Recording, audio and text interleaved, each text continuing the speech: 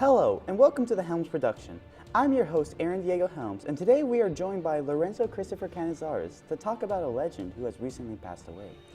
So, Lorenzo, this legend, who is he and what did he do? Well, Aaron, while Stan Lee, while now famous for his movie cameos, he is well known for being a writer and publisher at Marvel Comics. Can you give us a rundown of his career? I can try. He had a really long one. Why don't you start with his childhood? All right. As a child, Stanley Martin Lieber, his real name, was very much into storytelling. He listened to radio shows, worked at a movie theater, and wrote his own works of fiction. He dreamed of writing the next great American novel. How did he get started in the comic book industry? You see, his cousin was married to Martin Goodman, publisher of Timely Comics. Through some convincing, Lee was hired on as just the helping hand. He would refill ink bottles, get lunch, proofread, erase pencil marks. Minute but important tasks. Okay, how did he get to writing for Marvel Comics? One of their comic books, Captain America Comics number 3, needed another bit. At the time, comic books had multiple stories. Lee got the opportunity and wrote the text filler, Captain America Foils the Traitor's Revenge, or actually introduced his shield toss.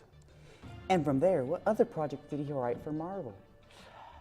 In the 1950s, after serving the Army as a playwright, fun fact, Lee wrote stories in a variety of genres for Timely, at this point known as Atlas Comics. Romance, Western, humor, science fiction, medieval adventure, horror, suspense. Not as much about superheroes, as they had died down in popularity after World War II. He was even getting tired of his career. What reason did he have that kept him in the game? Their rival. DC just had a resurgence in superhero sales, reviving The Flash and others. Their latest book, Justice League of America, united multiple superheroes and became a hit. Goodman assigned Lee with creating their own team to increase their company's, now going as Marvel's, sales. His wife convinced him to do it, but make it the way he wants. Even if he got fired, he was planning on quitting. So he created the Fantastic Four. They had a variety of powers, but the main draw was their humanity.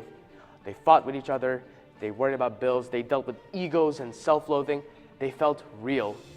This became a huge success for Marvel, and it not only convinced Lee to stay, but allowed to create plenty of other flawed characters.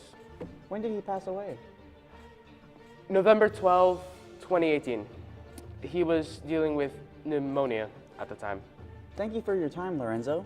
That's all for today. We'll see y'all next time.